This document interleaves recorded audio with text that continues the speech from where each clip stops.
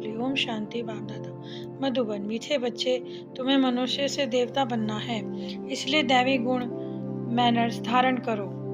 आसुरी अवगुणों को छोड़ते जाओ, पावन बनो। प्रश्न, दैवी मैनर्स धारण करने वालों की परख किस एक बात से हो सकती है? सर्विस से कहाँ तक पतित से पावन बने हैं और कितनों को पावन बनाने की सेवा कर रहे हैं, अच्छे पुरुषार्थी हैं या अभी आसुरी अवगुण हैं, ये सब सर्विस से पता चलता है। तुम्हारी ये ईश्वरीय मिशन है ही दैवी फजीलत सिखलाने की। तुम श्रीमत पर पतित मनुष्यों को पावन बनाने की सेवा करते हो। गीत। ओम नमो शिवाय। ओम शांति। भक्ति मार्ग में महिमा करते हैं शिवाय नमः। ऊंचे ते ऊंचे शिव, उनको ही शिव परमात्मानाय नमः कहते हैं। ब्रह्मा देवताय नमः, विष्णु देवताय नमः कहा जाता है और शिव परमात्माय नमः फर्क हुआ ना। परमात्मा एक है, वह ऊंचे ते ऊंचे हैं, उनकी महिमा भी ऊंची है। इस समय ऊंचे से ऊंचा कर्तव्य करते हैं। उनका धाम भी ऊंचे ते ऊंचा है, नाम भी ऊंच है और किसी को परमात्मा नहीं कहते। परमात्मा के लिए ही गायन है। हे पतित पावन, आते भी हैं पतित दुनिया और पतित शरीर में। पतित शरीर का नाम है प्रजापिता ब्रह्मा। इसमें प्रवेश कर कहते हैं, मैं बहुत जन्मों के अंत वाले साधारण मनुष्य तन में प्रवेश करता हूँ। सूक्ष्म वतनवासी संपूर्ण ब्रह्मा में नहीं आते। खुद कहते हैं, इनके बहुत जन्मों के अंत के जन्म में मैं आता हूँ। बहुत जन्म लेते ही हैं राधा कृष्ण, उनके बहुत जन्मों के अंत का जन्म साधारण है। ऐसे तो कहते नहीं कि मैं पावन शरीर में प्रवेश करता हूँ। भगवानुवाच, मैं साधारण तन में आता हूँ। अब भगवान जरूर आकर के इस साधारण तन द्वारा आत्माओं को बैठ समझाते हैं कि मैं परमपिता परमात्मा हूँ। मैं कृष्ण की आत्मा नहीं हूँ, ना ब्रह्मा विष्णु शंकर की आत्मा हूँ। मैं परमपिता परमात्मा हूँ, जिसको शिव परमात्मा नमा कहा जाता है। मैं इसमें आया हूँ। मैं सूक्ष्म वतनवासी ब्रह्मा में प्रवेश नहीं करता। मुझे तो यहाँ पतितों को पावन बनाना है। मेरे द्वारा ही सूक्ष्म वतनवासी ब्रह्मा पावन बना है, इसलिए उनको सूक्ष्म में दिखाया है। कितना अच्छी रीति समझाते हैं, परंतु मनुष्य अनसुनी कर उल्टी सीधी बातों पर चलते हैं, आसुरी बुद्धि से सुनते हैं। ईश्वरीय बुद्धि से सुने तो संशय सब मिट जाए। त्रिमूर्ति का चित्र दिखाने बगैर समझाना बहुत मुश्किल है। उन्होंने त्रिमूर्ति ब्रह्मा नाम रख दिया है क्योंकि शिव बाबा प्रजापिता ब्रह्मा द्वारा नई दुनिया की रचना रचते हैं। तुम बच्चे अभी सम्मुख बैठे हो, सब पतित से पावन बन रहे हैं। जितना जो बनेगा वो सर्विस से दिखाई देगा। ये अच्छा पुरुषार्थी है, उसमें अवगुण है। देवताओं में दैवी गुण थे, हर एक को अपनी आसुरी गुण और उन्हों के दैवी गुण वर्णन करते हैं। अभी आसुरी अवगुणों को छोड़ना है, नहीं तो ऊंचा पद नहीं पा सकेंगे। बाप समझाते हैं, बच्चे दैवी गुण धारण करो, खान पान चलन में फजीलत चाहिए। पतित मनुष्यों को वदफजीलत कहेंगे। देवताएं मैनर्स वाले हैं, तभी तो उन्हीं का गायन है। हर एक को पुरुषार्थ करना ही है, तो जो करेगा वो पाएगा। भगवान तुमको सहज राजयोग और ज्ञान सिखला रहे हैं। ज्ञान सागर एक बाप है जो तुम्हें ज्ञान देकर सदगति में ले आते हैं। उन्हें ही सुखदेव कहा जाता है। तो यहाँ की सब बातें न्यारी हैं। जो ब्राह्मण बनने वाले होंगे उन्हीं की बुद्धि में यह ज्ञान बैठेगा। बहुत करके पूछते हैं, दादा को ब्रह्मा क्यों बनाया? बोलो, इन बातों को बैठकर समझो। हम तुम्हें इनके 84 जन्मों की कहानी सुनाएं। सब ब्रह्मा कुमार कुमारियाँ पावन बन देवता बन जाएंगे। पावन बनने बगैर वर्षा नहीं मिल सकता। भगवान ऊंचे थे ऊंचे निराकार शिव बाबा हैं। वर्षा देने के लिए जरूर ब्रह्मा तन में आएंगे। ये प्रजापिता ब्रह्मा है। सूक्ष्म वतनवासी ब्रह्मा को प्रजापिता नहीं कहेंगे, वहाँ थोड़ी ही प्रजा रचेंगे। हम ब्रह्मा कुमार कुमारियाँ साकार में हैं तो प्रजापिता ब्रह्मा भी साकार में है। ये राज आकर समझो। हम दादा को भगवान नहीं कह रहे, ये प्रजापिता है। इनके तन में शिव बाबा आते हैं पावन बनाने। यहाँ कोई पावन अभी है नहीं। त्रिमूर्ति शिव के बदले त्रिमूर्ति ब्रह्मा कह दिया है, परंतु त्रिमूर्ति ब्रह्मा का कोई अर्थ नहीं। ब्रह्मा को मनुष्यों का रचयिता भी कहते हैं, इसलिए प्रजापिता कहा जाता है। इसमें ये निराकार प्रवेश करके वर्षा देते हैं। सूक्ष्मवासी ब्रह्मा पावन है, वो पतित से पावन बनते हैं। हम ब्राह्मण भी पतित से पावन बनते हैं। शिव परमात्मनाय नमः कहा जाता है। ब्रह्मा विष्णु शंकर को देवता कहा जाता है। भगवान ही भक्तों का रक्षक है, वही सबको सदगति ही देंगे। पहले पहले आएंगे तो पावन जरूर बनाएंगे। पहले पहले पावन है लक्ष्मी नारायण, वो ज़रूर पुनर्जन्म लेते होंगे। 84 जन्म पूरे होने के बाद फिर साधारण मनुष्य बन जाते, उनमें फिर बाप प्रवेश करते। तो ये व्यक्त ब्रह्मा वह अव्यक्त ब्रह्मा, सूक्ष्म वतनवासी सृष्टि नहीं रची जाती सृष्टि। अक्सर करके लोग इस बात पर पूछते हैं जो तुमको समझाना है। बाप कहते हैं मैं बहुत जन्म अर्थात 84 जन्मों के अंत के जन्म में प्रवेश करता हूँ। भारत में पहले देवी देवता आए, वह फिर पिछाड़ी हो जाएंगे, फिर वही जाकर देवी देवता बनेंगे। विराट रूप का चित्र भी जरूर होना चाहिए। बच्चों ने अर्थ सहित बनाया है। ब्राह्मण चोटी, देवता सर, क्षत्रिय भुजाएं, वैश्य पेट, शूद्र पैर। शूद्र के बाद फिर ब्राह्मण वर्णों का चक्र भी हुआ, ये भी समझना है और समझाना है। बाबा ने बहुत बार समझाया कि एक बार में पढ़ता है फलाना स्वर्गवासी हुआ, तो उनको चिट्ठी लिखनी चाहिए कि स्वर्गवासी हुआ तो जरूर नरक में था, अब है ही नरक तो पुनर्जन्म नरक में ही लेंगे। अगर स्वर्ग में गया तो फिर तुमको बुला के नरक का भोजन क्यों खिलाते हो, तुम रोते क्यों हो? परंतु इतनी बुद्धि नहीं जो समझें स्वर्ग की स्थापना तो बाप भी आकर करते हैं, राजयोग सिखलाते हैं। तुम ब्राह्मण संगम पर बाप से वर्षा ले रहे हो, बाकी सब है कलयुग में संगम पर आत्मा परमात्मा मिल रहे हैं। इनको कुंभ का मेला कहा जाता है। तुम ज्ञान गंगाएं ज्ञान सागर से निकली हो। भक्ति में समझते हैं गंगा में स्नान करने से पावन बन जाएंगे। पावन बनाना तो तुम्हारी मिशन का कर्तव्य है, ये है ईश्वरीय मिशन। तुम ही पतित मनुष्यों को पावन देवता बनाते हो श्रीमत पर। श्री कृष्ण पतित पावन नहीं है, वह पूरे 84 जन्म लेते हैं। पहले हैं लक्ष्मी नारायण, फिर अंत में है ब्रह्मा सरस्वती आदि देव आदि देवी बनते हैं। अभी ये बातें किसने समझाई?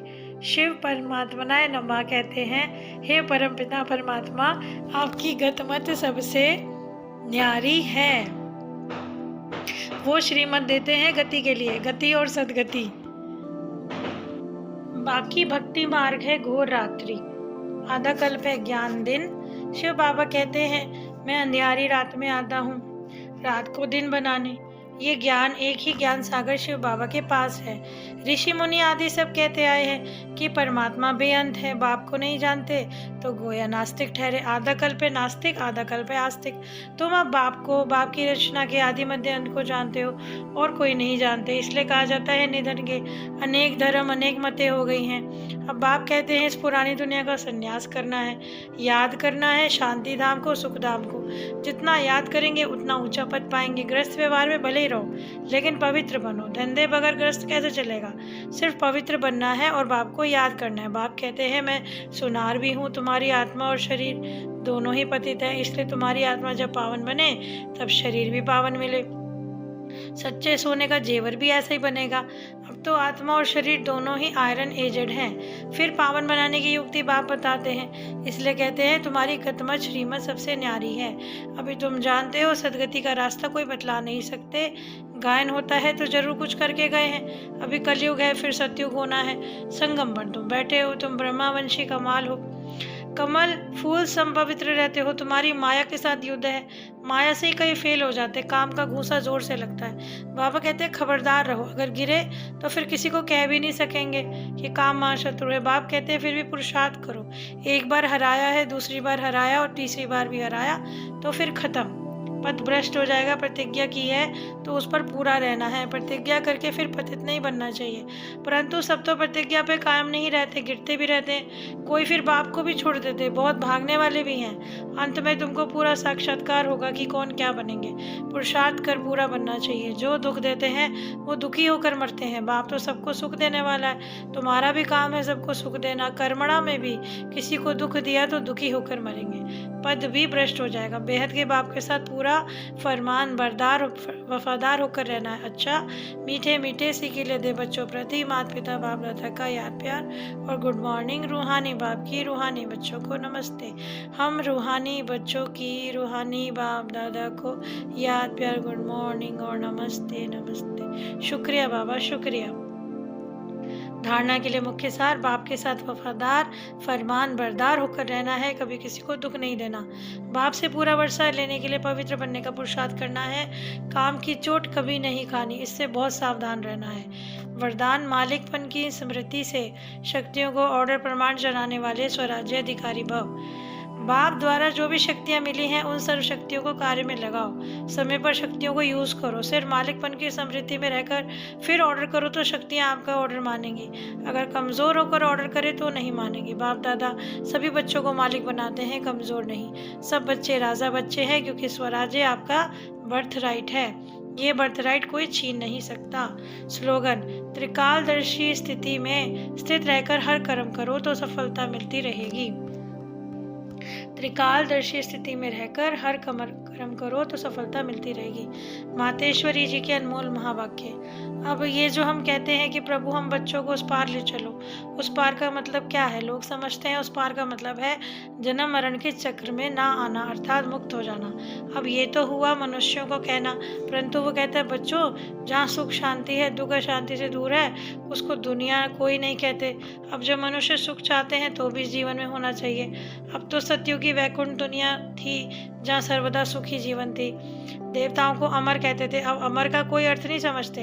ऐसे नहीं कि देवताओं की आयु इतनी बड़ी थी कि जो मरते ही नहीं थे।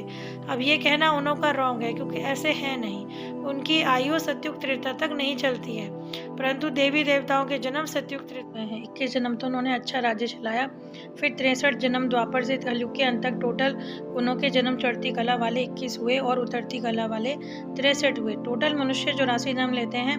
बाकी ये जो मनुष्य समझते हैं कि 84 लाख योनियां भोगते हैं, ये कहना भूल है। अगर मनुष्य अपनी योनि में सुख दुख दोनों पार्ट भोग सकते हैं तो फिर जानवर योनि में भोगने की जरूरत ही क्या है? अब मनुष्यों को नॉलेज ही नहीं। मनुष्य तो 84 जन्म लेते हैं, बाकी सृष्टि पर जानवर पशु पक्षी आदि टोटल 84 लाख योनियां हो सकती हैं अनेक किस्म की। जैसे पैदाइश है उसमें मनुष्य योनि में लोग अपना पाप पुण्य भोग रहे हैं और जानवर अपनी योनियों में भोग रहे हैं। ना मनुष्य जानवर की योनि लेता और ना जानवर मनुष्य योनि में आता है। मनुष्य को अपनी योनि में भोगनी पड़ती है तो दुख सुख की महसूसता आती है। ऐसे ही जानवर को भी अपनी योनि में सुख दुख भोगना है, मगर उन्हों की बुद्धि में नहीं है कि ये भोगना किस कर्म से हुई। उन्हों को भोगना भी मनुष्य फूल करता है क्योंकि मनुष्य है बुद्धिवान। बाकी ऐसे नहीं कि मनुष्य को 84 लाख योनियां भोगते हैं। जड़ और झाड़ भी योनि लेते हैं।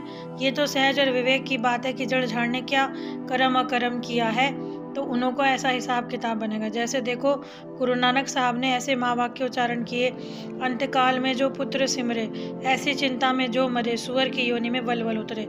परंतु इसके कहने का मतलब ये नहीं कि मनुष्य को सुअर की योनि मिलती है, परंतु सूकर का मतलब ये है कि मनुष्य का कार्य ऐसे होता है जैसे जानवरों का कार्य। बाकी ऐसे नहीं कि मनुष्य कोई जानवर बनते हैं। अब ये तो मनुष्य को डराने के लिए शिक्षा दी जाती है। तो अपने को इस संगम युग पर अपने जीवन को पलटाकर पाप आत्मा से पुण्य आत्मा बनना है। अच्छा, ओम शांति।